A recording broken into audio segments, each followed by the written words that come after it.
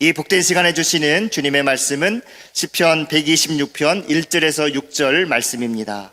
구약성경 898면에 있는 시편 126편 1절에서 6절까지 말씀입니다. 눈물로 씨를 뿌려야 할 때입니다 라는 제목으로 김고은등 목사님께서 말씀 전해주시겠습니다. 하나님 말씀을 한 절씩 교독하겠습니다. 여호와께서 시온의 포로를 돌려보내실 때에 우리는 꿈꾸는 것 같았도다. 그때 우리 입에는 웃음이 가득하고 우리 혀에는 찬양이 찼었도다. 그때 문나라 가운데에서 말하기를 여호와께서 그들을 위하여 큰 일을 행하셨다 하였도다. 여호와께서 우리를 위하여 큰 일을 행하셨으니 우리는 기쁘도다. 여호와여 우리의 포로를 남방 시내들같이 돌려보내소서. 눈물을 흘리며 씨를 뿌리는 자는 기쁨으로 거두리로다. 울며 씨를 뿌리러 나가는 자는 반드시 기쁨으로 그 곡식단을 가지고 돌아오리로다. 아멘. 이 시간 우리에게 귀한 말씀 전해주실 목사님은 인천 한나라 은혜교회를 담임하시는 김권능 목사님이십니다. 우리 목사님 나오실 때 하나님께 감사하는 마음과 목사님 환영하는 마음으로 뜨겁게 박수로 맞이하겠습니다.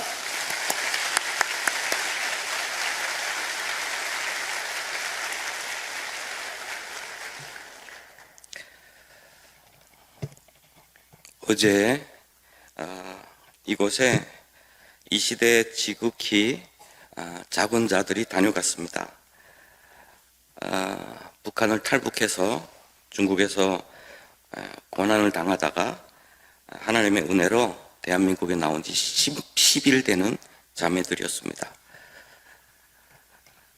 그들이 스스로 이야기를 하기를 자기들은 몇 살 때 중국에 와서 십몇 년을 살다가 대한민국에 왔습니다. 이렇게 간단히 고백을 했습니다. 그런데 그들은 생존을 위해서 탈북해야 했고 중국에서 자기 의지와는 상관없이 팔려다녀야 했고 그 모진 고난 가운데서 살다가 정말 다행히 대한민국에 온 사람들입니다. 그들은 오는 도중에 높은 철조망도 넘어야 했고 정말 감시망도 통과해야 됐고 중국 경찰의 초소도 간신히 지나야 했습니다. 작년 9월에 동남아에 큰 태풍이 있었습니다. 특별히 하노이 큰 태풍 피해가 있었는데 그때 그 자매들이 그 지역을 지나갔습니다. 어제 여기 있던 17개월 된 여자아이는 그때 8개월이었습니다. 그들이 철조망을 넘을 때는 3m 되는 철조망에 밧줄을 걸어서 거기에 바구니를 타고 넘었습니다. 먼저 한 명이 넘어가고 그 아이와 무거운 짐을 안고 그 엄마가 넘어갈 때 무게가 무겁다 보니까 아래로 처지면서 나무 잎이 그 아이의 뺨을 아주 심하게 때렸나 봅니다. 아이가 죽겠다고 우는데 엄마는 아이가 다친 것을 본 것이 아니라 저 어디서 뛰쳐나올지 모르는 국경 수비대를 생각하면서 절규했다라고 하더라고요. 우리는 그들이 오는 매 곳곳마다 안전하게 도착하는지 확인하기 위해서 사진이나 영상을 받아봅니다. 그때 금방 넘어와서 그 아이 엄마가 울다가 영상을 보면서 우리 여기까지 왔습니다 라고 고백하는 그 영상을 저희가 가지고 있는데 참 그 순간순간을 이렇게 바라보면서 저희들도 잠 못 자고 기도하면서 그들을 안내하고 했습니다. 지금 그들을 안내했던 사람들은 다 감옥에 가 있습니다. 5년씩 받았다고 하더라고요. 물론 그들은 돈을 받고 일하는 사람들입니다. 그렇지만 중국 당국이 얼마나 이들이 오는 길을 그리고 또 이들이 오는 곳을 원치 않는지를 말해주는 사례인 것 같습니다. 그렇게 천신만고 끝에 대한민국에 입국해서 10일차 된 사람들의 마음은 지극히 두렵습니다. 대한민국에 어떻게 보면 사랑도 받아보지 못했고 늘 경계와 무시와 멸시 속에서 살던 사람은 주변 사람들을 경계하게 됩니다. 그리고 결핍의 속에서 살다 보니까 이 땅에서 어떻게나 열심히 살아가려고는 의욕도 강합니다.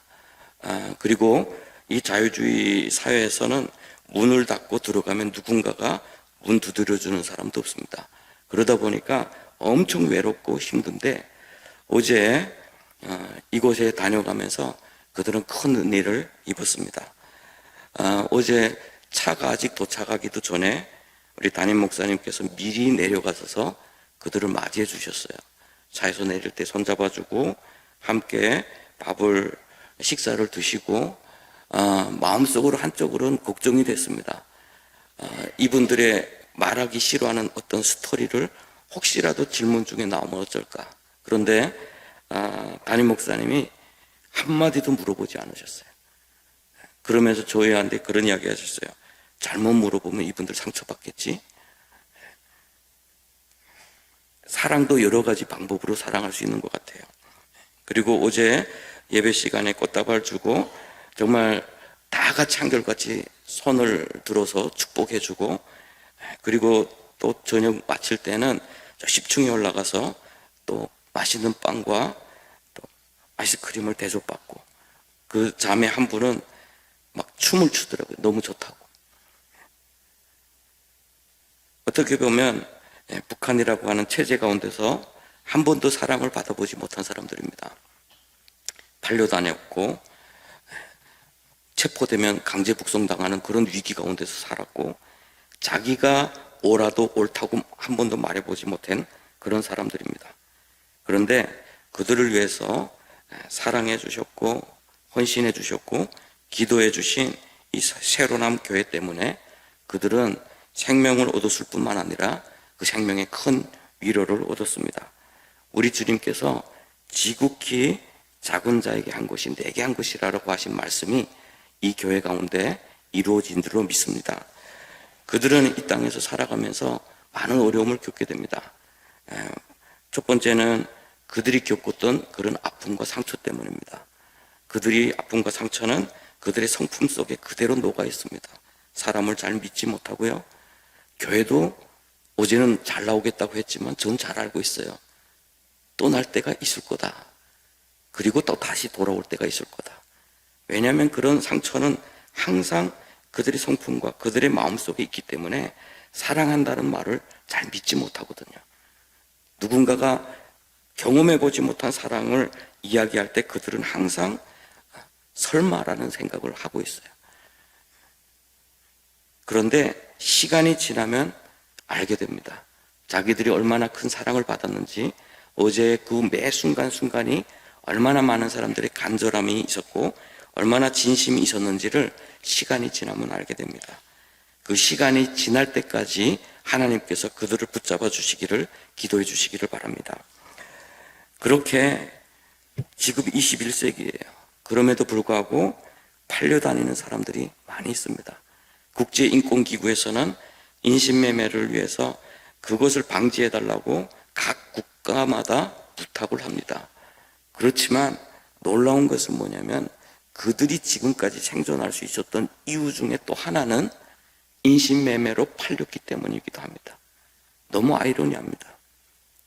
의가 없는 것에 악이 악을 도울 수 있다라는, 어떻게 보면 말도 안 되는 이야기 같지만 실제적으로 법이 그들을 도울 수 없고 국제사회의 관심이 그들을 도울 수 없는데 인신매매가 그들을 도와서 저 깊은 산골에 숨겨두었고 그들은 그것에서 숨을 쉬었고 살아 있었습니다.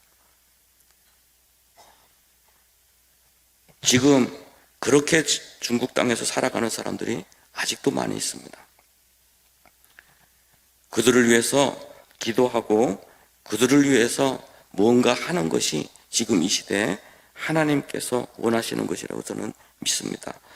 옛날에 제가 중국 땅에서 예수님을 믿을 때 우리 선교사님이 저에게 찾아오셔서 그런 이야기를 하신 적이 있어요. 지금 대한민국은 IMF다. IMF고 나라는 어렵다. 국민은 금을 가지고 나라를 살리겠다고 바치고 있는데 교회는 그 헌금을 외화로 바꿔서 지금 너희들에게 보내준 것이다. 그 선교사님은 그 달러를 가지고 인천공항에 와서 그 뉴스를 들을 때 그런 죄책감이 들었다고 해요. 국민들은 금을 바치는데 선교사는 이 달러를 가지고 과연 저렇게 나오는 것이 과연 옳은가라는 그런 죄책감 때문에 하나님 앞에 기도할 때 하나님께서 그래야 이 나라가 산다라는 그런 믿음을 주셔서 순종해서 나왔다고 우리한테 고백을 했습니다. 그럴 때 우리는 울었어요. 내가 준비되었을 때, 내가 여유가 있을 때 누군가를 돕는 것이 아니라 어떻게 보면 우리도 어려울 때 더 어려운 누군가를 위해서 기도하고 섬기는 그 사랑이 진짜 사랑이고, 그러한 사랑은 가장 쉬운 성경입니다. 공산주의 시스템 가운데서 살아온 사람들에게 성경은 너무 어려운 이야기예요. 그렇지만 선교사들의 헌신과 한국교회의 헌신은 그들에게 잘 이해되는 성경으로 번역이 됩니다. 그들의 마음속에 새겨지게 되고 그들의 우상 숭배에 의해서 쇠뇌된 그 뇌에 새겨지게 됩니다. 그래서 그들은 하나님을 아버지라고 영접할 수 있게 되는 것이죠. 저는 오늘 본문 말씀이 오늘날 우리에게 주시는 정말 소중한 말씀이다라고 생각을 합니다. 왜냐하면 이들이 고백이 시온의 포로를 돌려보내실 때 꿈꾸는 것 같았다라는 그런 고백을 하는데, 사실은 문명으로 보나 법으로 보나 환경으로 보나 바벨론이 예루살렘보다 훨씬 훌륭합니다. 그때 당시 예루살렘은 성이 다 무너졌고 성문이 불탔고 성전은 허물어져 있었습니다. 거의 야만인들의 땅과 같이 버려진 땅과 같은 곳이었습니다. 그런데 40년에서 80년이라고 하는 포로 귀환의 그 역사 가운데 그들은 이미 바벨론에 정착한 세대였어요. 그런데 하나님께서 그들을 돌려보내실 때 그들은 기뻤다라고 고백하는 게 사실은 이해가 되지 않습니다. 오늘날 우리 대한민국에 저 북한 땅을 하나님을 열어주실 때에 우리가 꿈꾸는 것 같았도다라고 고백하면서 갈 사람들이 과연 얼마나 될까라는 생각을 해봅니다. 얼마 전에 6월 21일 날 지난 토요일 날 우리 탈북민 교회들이 모여서 범민족 연합통일 대축제라는 것을 열었습니다. 통일이 점점 멀어지고 있는 시대에 우리는 통일을 위해서 한번 외쳐보자. 그리고 통일은 이념을 떠나서 체제를 떠나서 사람의 통일로, 우리의 이야기로, 우리의 노래로, 우리와 함께 했던 그 사람들의 이야기로 통일을 만들어 가자라고 해서 축제를 안양에 있는 새중앙교회에서 열었습니다. 많은 사람들이 모였고 많은 탈북민들이 모였고 함께 축제를 잘 진행했어요. 국민일보에 실렸는데 댓글이 과관이 아닙니다. 탈북자들은 북한에 가라. 왜 혐오스러운 통일이란 말을 하냐? 왜 감성팔이를 하냐? 이런 말들이 많았습니다. 그래서 저는 그때 그런 생각을 또 했어요. 우리가 할 일이 더 많구나.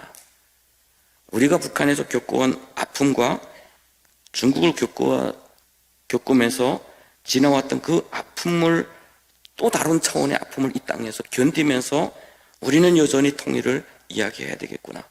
통일은 단순히 누군가가 살고 누군가가 회복되는 의미가 아니라 저 북녘이 하나님께로 돌아오게 하는 길이기 때문에 그렇습니다.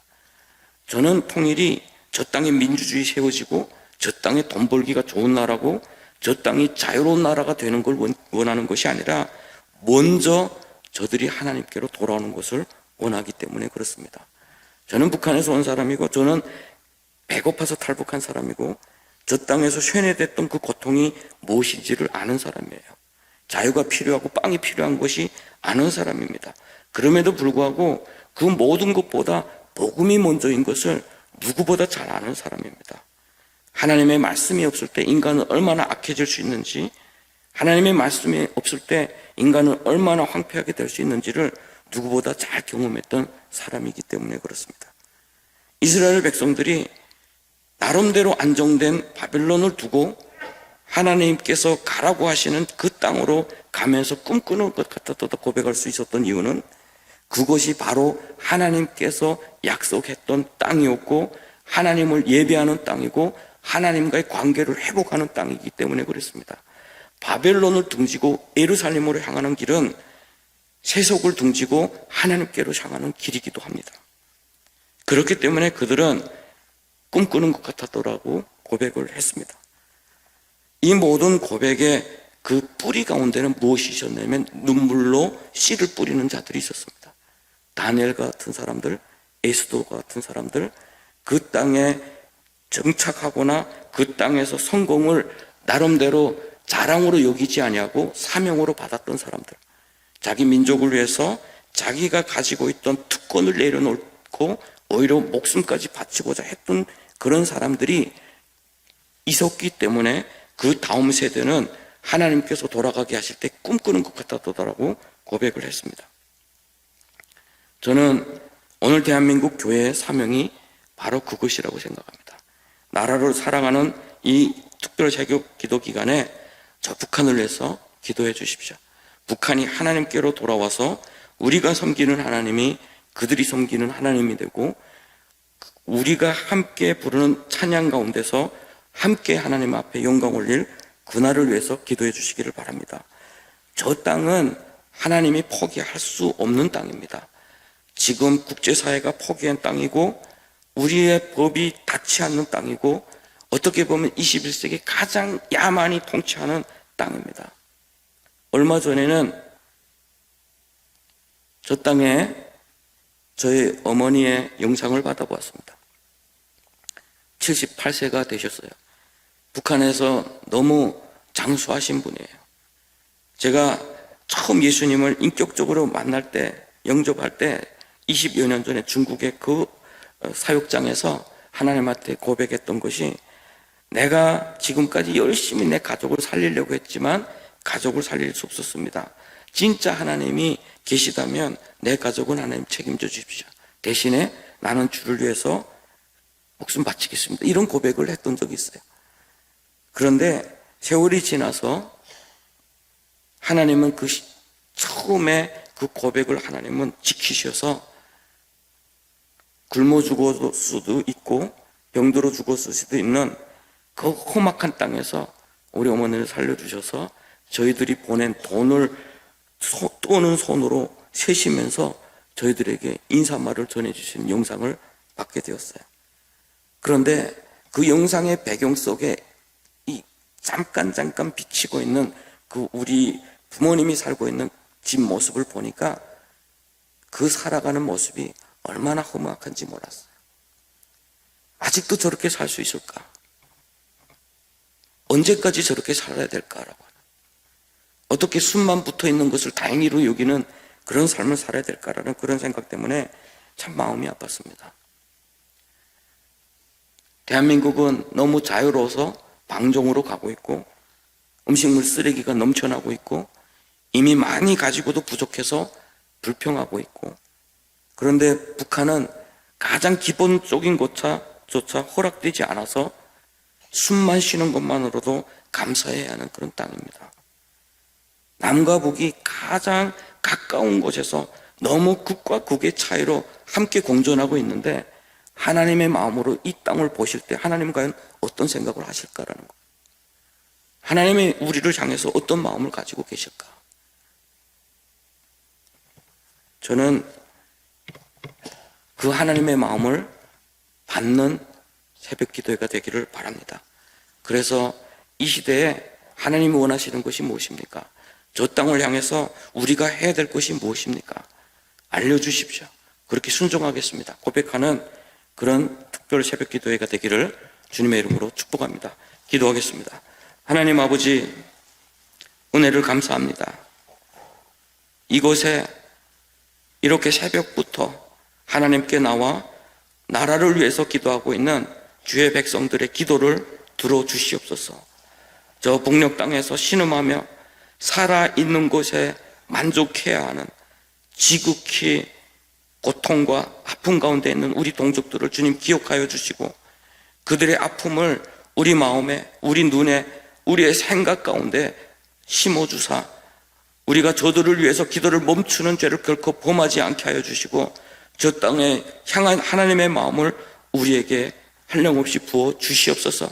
그래서 저 민족이 주님께 돌아오는 역사를 우리 시대에는 보게 하여 주시고 그 시대에 우리가 꿈꾸는 것 같아도다 고백하게 하여 주시며 열방이 저들을 위해서 하나님께서 큰 일을 행하셨다 고백하게 하여 주시옵소서. 감사하며 예수님의 이름으로 기도합니다.